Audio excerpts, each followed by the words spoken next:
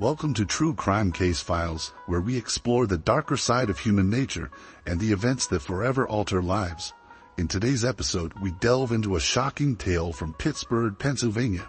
A wedding meant to symbolize love and unity took a dark turn, ending with a brutal murder in a church bathroom.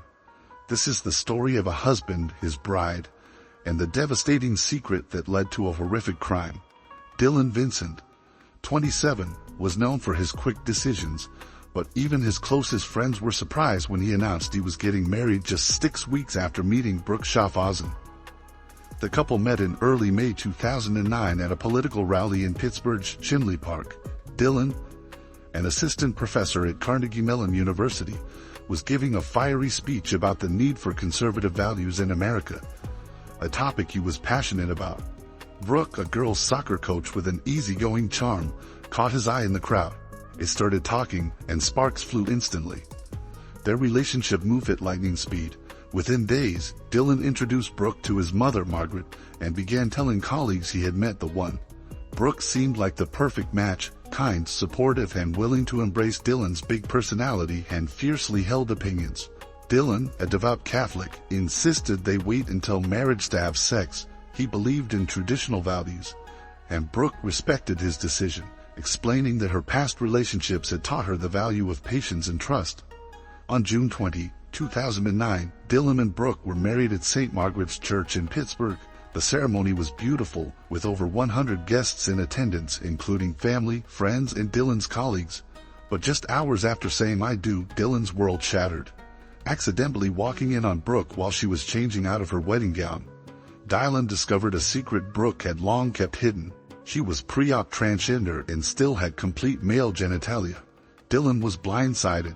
Furious and betrayed, he stormed out of their private suite. The revelation ate away at Dylan. At the reception, held at the Grand Concourse, a historic Pittsburgh restaurant, Dylan grabbed the microphone. In front of shocked guests, he shouted, "My wife's a dude." The room fell silent as Brooke, still wearing her wedding gown, fled in tears.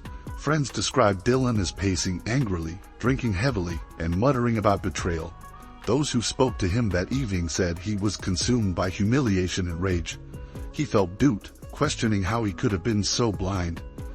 Dylan's pride and deeply held beliefs clashed violently with this confusion and anger. By the time he retreated to the church bathroom to, quote, "get my bleep together," Dylan was described as a man on edge, grappling with feelings of failure, embarrassment, and betrayal. This explosive series of events set the stage for a shockingly violent ending to a love story that had begun with so much promise, only to end in murder. The morning after Dylan Vincent's wedding was marked by horror. Around 8:30 a.m. on June 21, 2009, the janitor at St. Margaret's Church in Pittsburgh arrived to clean up after the previous day's ceremony. As he approached the men's restroom near the main sanctuary, he noticed blood pooling under the door. He called 911 immediately, and when police arrived, they discovered a scene of unimaginable brutality. Dylan's lifeless body was slumped against the wall, his pants pulled down to his ankles. His genitals had been severed, with deep lacerations suggesting a sharp knife had been used. The severed parts were later found discarded in the toilet bowl, partially submerged. To make matters worse, Dylan had been shot multiple times in the face at close range with a shotgun, leaving him almost unrecognizable. Investigators determined that the murder weapon, a 12-gauge shotgun, had been fired at least 3 times. The force of the shots left Dylan's face so damaged that dental records were needed to confirm his identity. Blood spatter patterns indicated he had likely been shot while sitting on the bathroom floor, a position that suggested he may have been immobilized or incapacitated before the shooting. Detectives noted that the crime scene was both chaotic and deliberate. The mutilation of Dylan's body suggested rage, humiliation, or a desire to send a message. The choice of location, the church restroom where his wedding had taken place only hours earlier, added a chilling layer to the crime. Outside wedding decorations from the day before still adorned the church, a stark contrast to the violence inside. Guests from the reception, held the previous evening at the Grand Concourse, described Dylan as agitated and drunk, pacing and shouting after publicly exposing Brooke's secret. Several attendees recalled that Brooke had fled in tears, while Dylan stayed behind to drink heavily.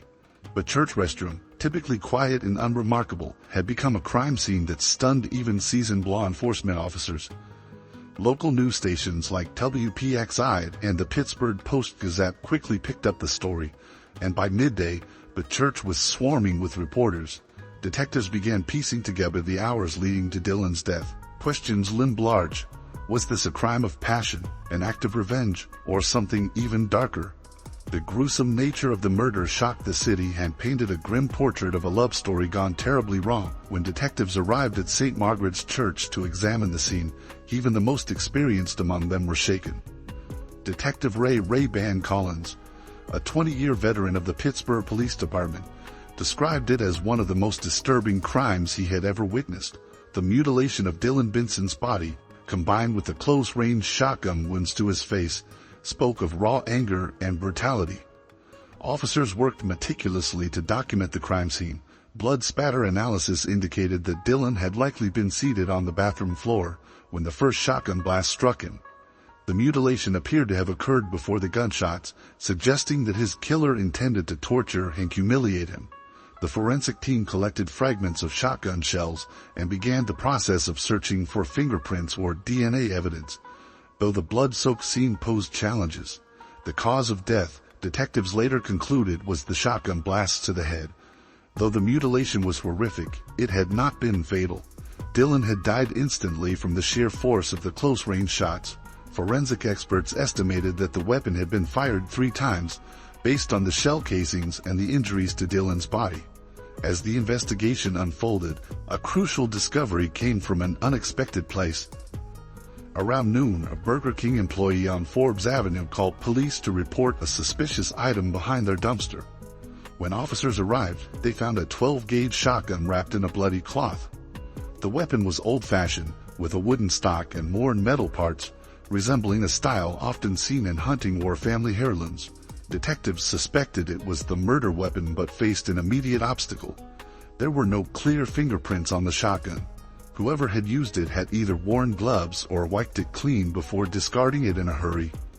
The proximity of the Burger King to the church, less than a half-mile away, suggested the killer had fled the scene on foot or by car, dumping the weapon as they made their escape. The discovery of the shotgun added another layer to the case.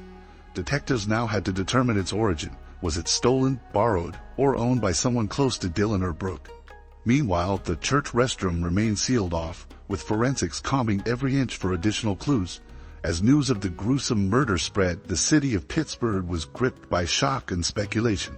For the detectives, however, the focus remained on piecing together the events leading to Dylan's violent end. As detectives dove deeper into Dylan Benson's murder, their investigation uncovered a shocking layer to the case. Brooke Vincent, formerly Schaffhausen, Dylan's new wife, was transgender. The discovery was both a breakthrough and a complication for investigators trying to unravel the events that led to Dylan's death. The revelation came from Brooke herself during a tense interview at the police station. Initially, Brooke denied any knowledge of the murder, but under pressure she broke down. Carefully, she admitted that she was transgender and had not undergone gender reassignment surgery. Detectives were stunned, almost to the point of barfing, but remained professional, focusing on how this information tied into the case. During their 6-week whirlwind courtship, Brooke had gone to great lengths to hide her transgender identity from Dylan. She dressed conservatively, often wearing loose-fitting clothing that concealed any potential telltale signs. She also avoided situations where her body might be exposed, such as swimming or staying overnight. Brooke told police she and Dylan had decided to wait until marriage to have sex, citing religious beliefs. Investigators later found this was a calculated decision by Brooke to delay revealing her secret. Brooke confessed that she had struggled with whether to come out to Dylan, but was terrified of his reaction. She described Dylan as someone who was deeply traditional and occasionally made insensitive remarks about LGBTQ+ people, which only heightened her fears. Brooke wanted to be honest but felt trapped. One of the main reasons Brooke had not pursued gender reassignment surgery was financial. Unknown to Dylan, Brooke had a severe gambling addiction that drained her bank account and left her buried in debt. Detectives uncovered records showing frequent visits to Rivers Casino, where Brooke had lost thousands playing slot machines and blackjack. The addiction created a vicious cycle. Brooke couldn't afford the surgery she longed for, and feared Dylan discovering her financial troubles as much as her secret. This in turn made her want to gamble more to escape the stress of her secret lives. When detectives confronted Brooke with all this, her reaction was one of shame and despair. She admitted she felt like a fraud, and had hoped marriage to Dylan would bring stability and help her overcome her struggles. However, Brooke said she had no intention of hurting Dylan, and had been devastated by his reaction during the wedding reception. Police noted Brooke's visible distress during the interview. She described feeling humiliated and terrified as Dylan publicly outed her to the wedding guests, shouting, "My wife's a dude." She said the moment felt like her worst nightmare coming true. Investigators were now faced with critical questions. Did Brooke's secret, coupled with Dylan's explosive reaction, set the stage for the murder? And if Brooke wasn't the killer, who else might have acted out of anger or revenge? The complex dynamics of Brooke's life and her relationship with Dylan only deepened the mystery surrounding his violent death. As the investigation into Dylan Vincent's brutal murder continued, police uncovered another key player in the unfolding drama: Brooke's mother, Bina Schaffhausen, 64, a professor of sexuality at Carnegie Mellon. Evidence suggested that Bina had been complicit in helping her daughter conceal her transgender identity, both from Dylan and from the wider community. Detectives first became suspicious of Bina when they found a series of text messages between her and Brooke. These messages revealed Bina advising her daughter on how to keep her secret, from clothing tips to how to navigate conversations about intimacy. When detectives brought Bina in for questioning, she admitted her role in helping Brooke, but insisted she acted out of love and necessity. Bina explained that she believed keeping Brooke's transgender identity a secret was the only way her daughter could have a chance at a normal life. She told investigators that Brooke could face severe consequences if the truth came out, including losing her job. Bina pointed out that in 2009, workplace protections for transgender individuals were scarce, and Brooke could easily be fired if her employer found out. During questioning, Bina also shared her views on why she thought it was morally right to keep Brooke's identity hidden. She argued that trans women are just like any other women, and deserve to be treated exactly like non-transgender women. Bina said she felt society wasn't ready to accept people like Brooke, and that her daughter's safety and happiness depended on secrecy. Bina's relationship with Dylan had always been strained, which added another layer of complexity. She disapproved of Dylan's Catholic faith and conservative Republican views, which clashed with her more progressive beliefs. Bina told detectives she often argued with Dylan over topics like LGBTQ+ rights and his traditional views on gender roles. These differences created tension between the two, though Bina insisted she never wished harm upon him. When police confronted Bina with the idea that her actions might have contributed to the volatile events leading up to Dylan's death, she became defensive. She insisted she was only trying to protect her daughter and had no involvement in the murder. Still, the detectives pressed her on whether she felt any guilt for encouraging Brooke to hide the truth. Bina's emotional state shifted during the interview.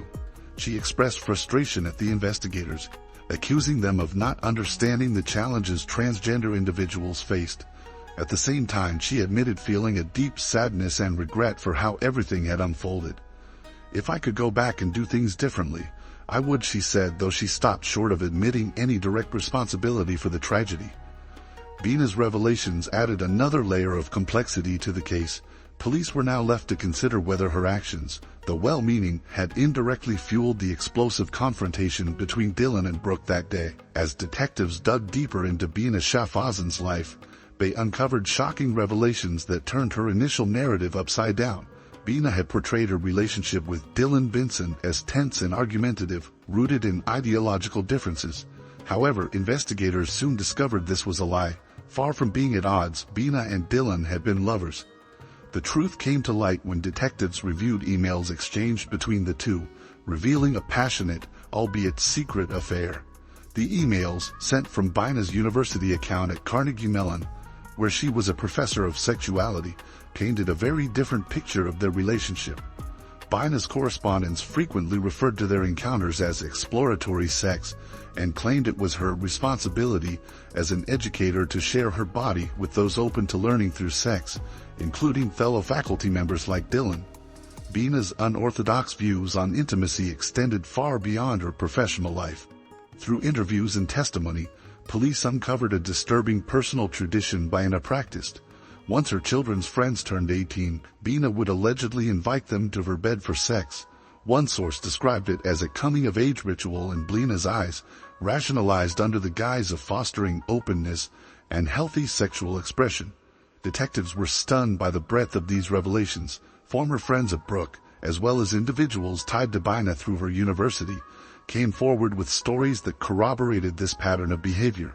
Some shared that Bina had approached them with sexual advances after they reached adulthood, while others described her as charismatic but boundary-crossing. The discovery of her relationship with Dylan added a sinister dimension to the investigation. Police began to question whether her intimate involvement with him might have influenced her support of Brooke's deception or her willingness to defend her daughter's actions so fervently. When confronted with these findings, Bina admitted to the relationship but downplayed its significance. She claimed it was consensual and separate from the larger tragedy surrounding Dylan's death. "What I did in my personal life has nothing to do with this case," she reportedly told investigators. However, the detectives were less convinced, viewing her actions as part of a larger pattern of manipulation and secrecy. As more details emerged, it became clear that Bina's double life added complexity to an already tangled web of motives, relationships, and hidden truths. Her unconventional beliefs and actions, combined with her affair with Dylan, painted a troubling picture of a woman who seemed to blur the lines between personal and professional ethics. As police unraveled the tangled relationship surrounding Dylan Vincent, they discovered a stunning revelation. Michaela Schaffhausen, Brooke's adopted sister, had been having an affair with Dylan. The affair began just weeks after Dylan and Brooke started dating, adding another layer of betrayal to an already complex case. Michaela, a 23-year-old Ethiopian immigrant adopted by the Schaffhausen family as a child, was described as free-spirited and fiercely independent. She worked as a stripper at a local club in Pittsburgh, a profession she embraced unapologetically with her mother's approval. According to interviews with friends and coworkers, Michaela and Dylan first met at one of her performances. She later confided in a close friend that she felt an instant connection with him, describing him as different and someone who saw her for more than her past. However, Michaela's feelings for Dylan soon became complicated. She reportedly grew jealous as his relationship with Brooke deepened. Friends noted her resentment toward Brooke, believing her sister's privileged upbringing in their predominantly white community afforded her advantages Michaela never had. Michaela often spoke about the racism she experienced growing up, feeling like an outsider in her own family and community. Michaela always felt like she had to fight harder to prove herself, one friend shared. She thought Dylan understood her struggles in a way no one else did, but watching him choose Brooke over her broke her heart. When police confronted Michaela about the affair, she initially denied any involvement with Dylan, but under pressure, she admitted to the relationship, describing it as a whirlwind of emotions and secret rendezvous. "I loved him," she told detectives, "but I knew he'd never leave Brooke for me. He was too afraid of what people would think."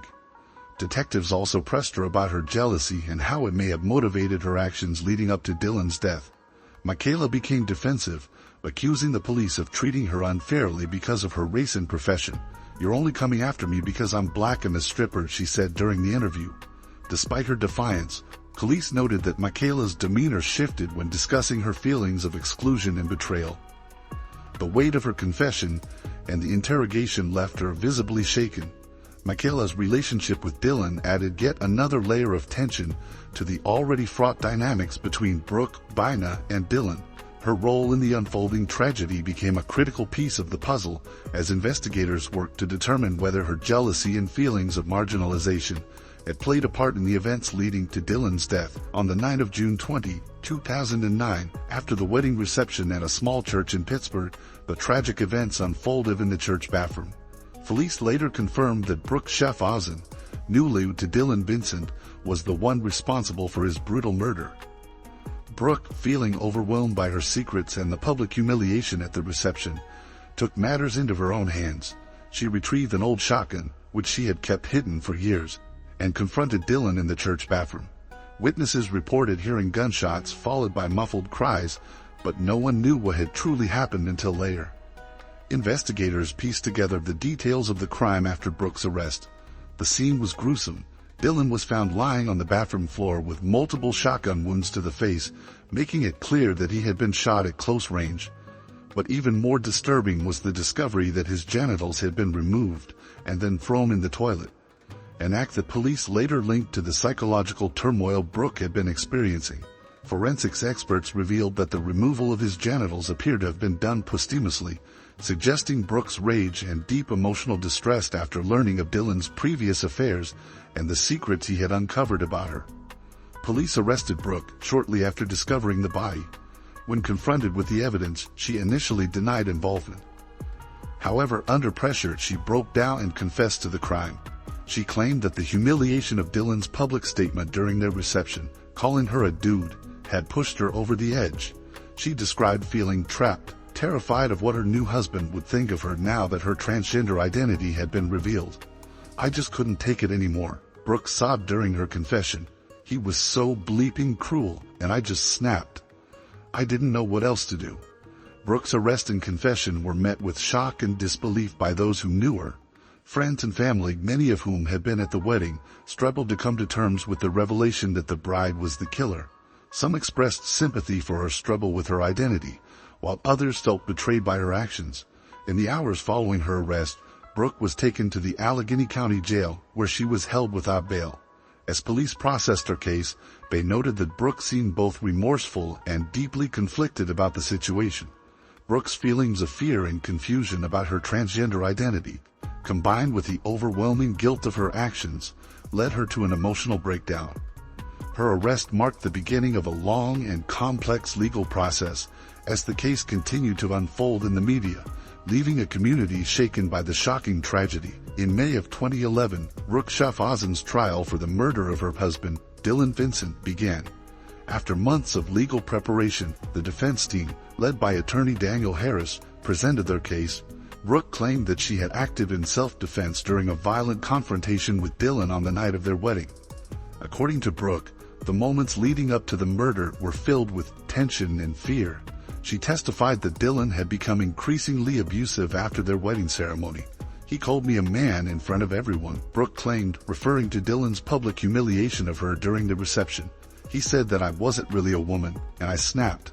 He was getting more aggressive, and I thought he was going to kill me." Brooke further testified that Dylan had been homophobic and had a history of belittling her. She told the court that she feared for her life in the bathroom that night when Dylan allegedly lunged at her.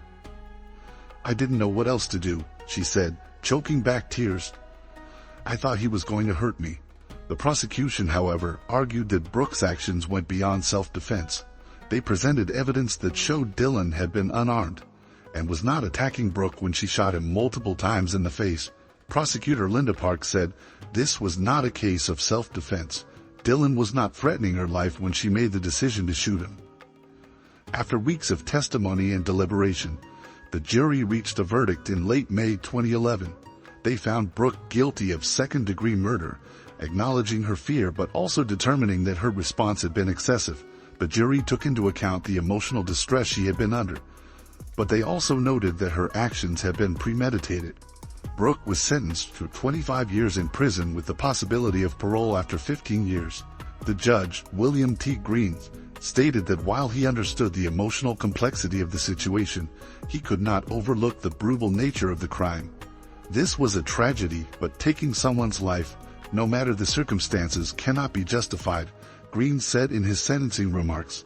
Brooke's defense attorney, Daniel Harris, expressed disappointment with the verdict but vowed to appeal the decision. "We believe the jury did not fully understand the level of fear and trauma Brooke experienced that night," he said after the sentencing.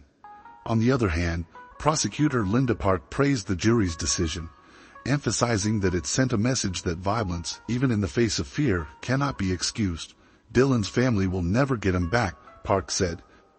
And while Brooke may have been a victim in some ways, she was also a perpetrator of violence. Brooke's case gained national attention, particularly among advocacy groups for transgender rights, with some viewing her as a victim of transphobia, while others believed the sentence was justified. After Brooke Schaffhausen's conviction in May of 2011, her life took a dramatic turn. She was sent to a high-security prison in Pennsylvania, where she began serving her 25-year sentence. As part of her rehabilitation, she attended therapy and participated in programs aimed at helping inmates with trauma and emotional distress. Brooke's case continued to draw media attention, especially within the LGBTQ+ community. Some believe her actions were a tragic consequence of abuse and rejection, while others thought her actions were excessive. Brooke's mother, Bina Shafazan, was left to deal with the fallout of her daughter's conviction. Initially, Weena had been supportive of Brooke throughout the trial, maintaining that her daughter had been acting in self-defense. However, in the months following the trial, Bina's personal life became a topic of discussion. It was revealed that Bina had a secret history of sexual relationships with many of her children's friends, including Dylan Vincent, and had made a habit of such behavior for years. This revelation shocked many, leading to a public backlash. Despite the scandal, Weena continued to defend Brooke's actions, stating that the murder had been justified. Brooke was just protecting herself, Bina told reporters in interviews. She did what she had to do. However, her credibility was shaken as her personal history of inappropriate relationships became widely known. Bina eventually moved out of her home and relocated to a small town in southern Pennsylvania, where she tried to rebuild her life away from the public eye. Michaela, Brooke's adopted sister from Ethiopia, also faced consequences following the events. She had been involved in a secret affair with Dylan before he married Brooke, which added to the emotional complexity of the situation. Michaela had often felt like an outsider, struggling with feelings of racism after being adopted into a mostly white community. She tried to distance herself from the events that led to Dylan's death, but the media exposure took a toll on her. Michaela eventually moved to New York City to start over, working as a dancer at a strip club while trying to distance herself from the chaos surrounding her family. She found solace in her career but continued to grapple with the emotional scars from her involvement in the case. The Shafazan family's tragic story remains a cautionary tale about the consequences of secrets, lies, and violence. The lives of Brooke, Bina, and Michaela were forever altered by the events of that fateful day. This case is a tragic reminder of the consequences of secrets, betrayal, and impulsive actions. Dylan Vincent's story serves as both a cautionary tale and a heartbreaking chapter in Pittsburgh's history. Thank you for listening to True Crime Case Files. Stay safe, and join us next time for another chilling tale.